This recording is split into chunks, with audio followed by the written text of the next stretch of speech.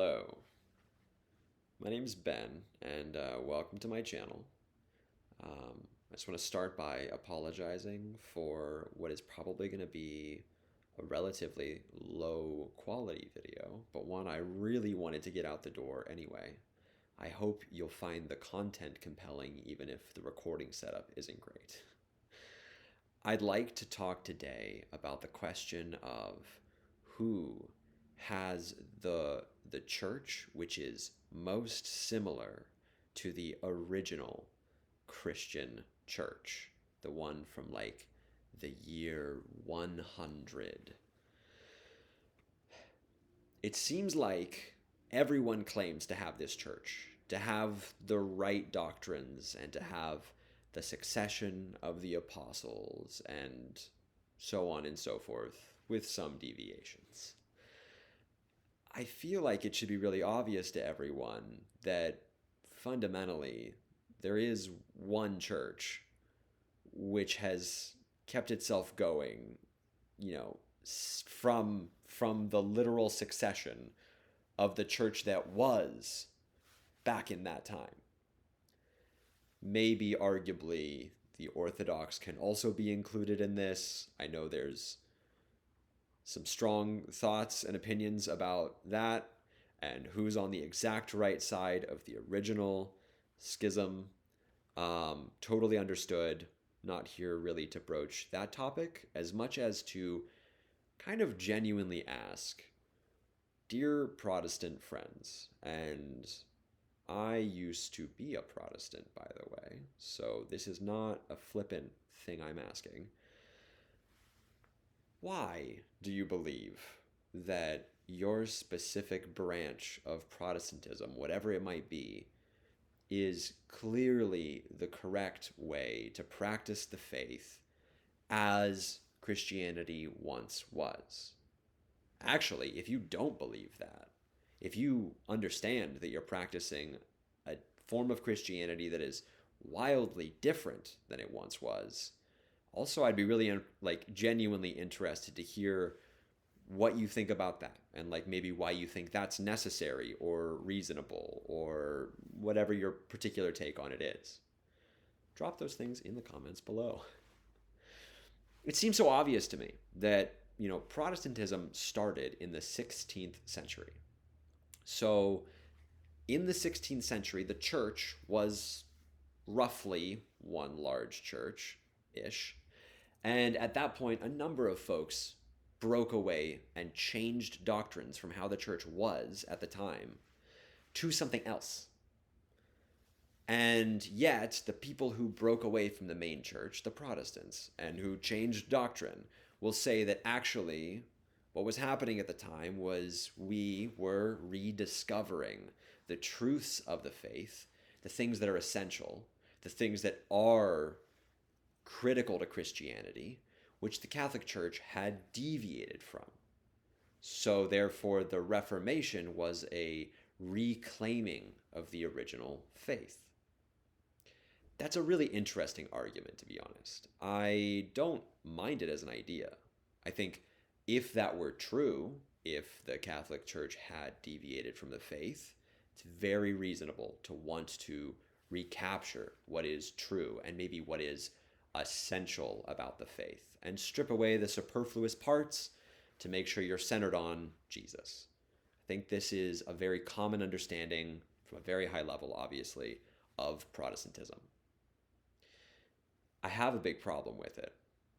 I think there's a glaringly obvious problem with it. Protestants are modern people. If you look at the way that Protestantism developed in relation to Catholicism, it's glaringly obvious that the doctrines of Protestantism are being heavily influenced by modernity. Now, you would say, okay, casting that aside, our analysis shouldn't be between the two as much as against what was the church. I think I've seen a lot of back and forth on what was the church, and I am of the strong opinion that good scholarship would emphasize that the Catholic Church is, in very large part, quite similar to how it was 2,000 years ago, even today. I understand that many people would disagree with that claim for various reasons. And I want to respect that. So maybe the question I'd like to raise is what I just did. Instead of looking at exactly what we believe based on scholarship, the ancient church acted like or believed. And I think we could argue these things all day. I mean, literally. This is kind of the issue, right? It's very interesting to note that the relative development between the two churches, or the two divisions of the church, does appear to be in line with sort of like the Enlightenment ideals. It's deeply suspicious, to be honest. Especially if the claim is that, well, no, we were, by leaving the Catholic Church, going back to what once was. Let's look at things like sola fide and sola scriptura. Both of these concepts kind of empower the individual, if you will. They give the individual the ability to access God directly through the scriptures without the need for support from the church, or without the requirement of interpretation of the scriptures via the teaching magisterium. This is interesting, right? Because if you really analyze what's happening there, a deviation between having those beliefs I mean in the need for something like a teaching magisterium, into splitting off and saying, well, actually, I can hand a Bible to anyone and they can access God directly. This is very obviously the Renaissance. Like, this is very, very clearly the Enlightenment. Like, this is very clearly people saying, due to like the ideals and secular morals of their time, based on what I believe, in my place in time, I think anyone should be able to access God. I don't think I should have to listen to a priest or seek out the support of my bishop or, believe in the power of the Pope. Instead, I should speak to God directly.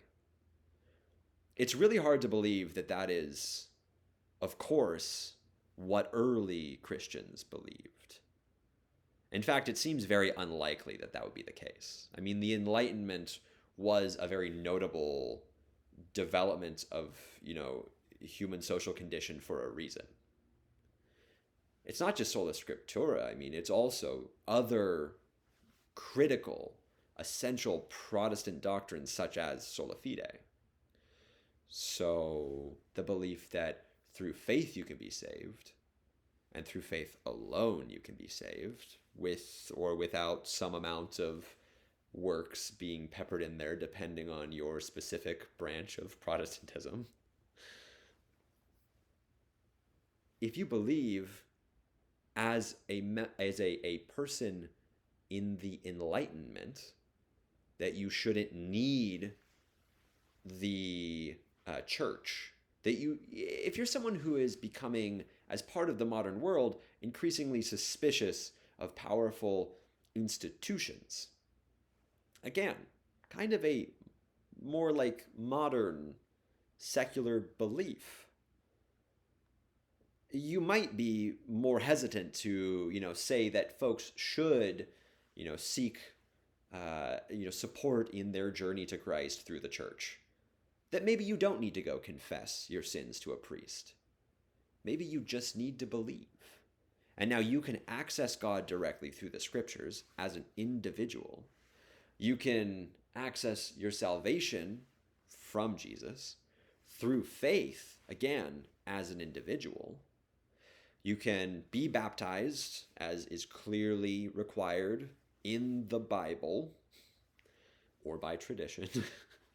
Sorry, just being sassy. Um, but maybe the rest of the sacraments being less obvious would be deemed non-essential. It's really interesting to note what has been deemed to be essential and non-essential by Protestant churches and through the development of the various like branches of Protestantism. Um, I think again, with note to the modern eye, that you could probably give, the 66 book canon, the Protestant Bible that skips the Deuterocanonicals, you could probably hand that to an ancient Christian and a Catholic and a Protestant and get different interpretations of what should be done or should be believed, even on, the Bible alone, just based on who those people were and the time in which they lived. That's really the picture I'm trying to paint, because it's something I've found to be so painfully obvious in retrospect. I think our modern world has a lot of modern, even secular morals, which, or morals is maybe the wrong word, I'm sorry, but like modern secular beliefs that we hold to be true. These truths we hold self-evident, that all men are created equal, for example. This is not how everyone has always thought. The way we think today is not always just influenced by our religious beliefs. It's largely also influenced by the world in which we live. And I do think it's so obvious to see that as the world has developed, so too has religious Christian belief. I don't think there's any real chance, given this obvious issue, that Protestant beliefs are closer to what was believed in the early church or what was practiced in the early church. I don't think it's very likely that the Catholic Church has developed in such a way as to move away from the early church over time. There's always some amount of social development. And I think the way the Catholic Church has changed is only ever to respond to the environment in which it finds itself. But the core beliefs seem to all still be the same. Kind of to a fault, even. In fact, often the Catholic Church nowadays gets a lot of flack for refusing to change. It is really notable as well that on the flip side of that coin are many, many, many Protestant churches all too happy to change for the current issue of the day. And I know these are really tricky subjects for a lot of people, but things like the ordination of female priests is an example of an obvious thing to the modern eye, where many Protestant churches have said, based on my beliefs, this should be no problem.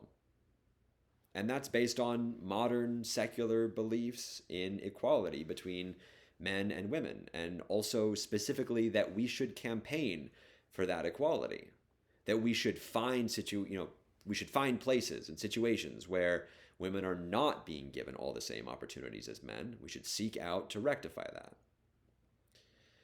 Conversely, the Catholic Church has refused to, and even after the very recent synod, continues to refuse, it would appear, to budge roughly even an inch on the ordination of female priests.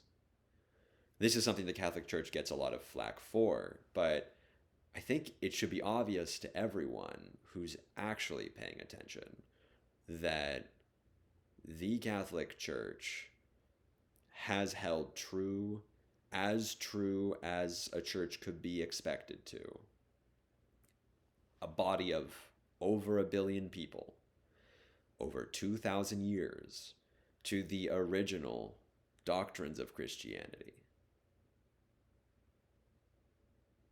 Where other churches have developed, they've certainly created gaps between themselves and the Catholic Church.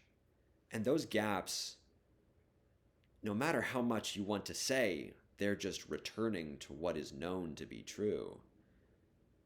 Those gaps often, upon very close analysis, show themselves to be motivated by the thoughts and particulars of the age. If you've made it this far, thank you so much for listening to me rant. I'm hoping to figure out a good way to make more videos like this where I try to express my thoughts and opinions about some of these really hard topics, because I find them really interesting and really deep and challenging. And I hope you don't feel that I'm treating this topic flippantly or that I'm trying to just dunk on Protestants either. It's definitely not my intention. I also probably need some practice at this. So again, if you have actually made it this far, thanks. And I hope you don't come off too offended by my opinion. I'll see if I can find a way over time to become more reasonable and maybe even less seemingly accusatory in my speech, as I am honestly just winging it right now. Yeah. May we all pray for the victory of ecumenism.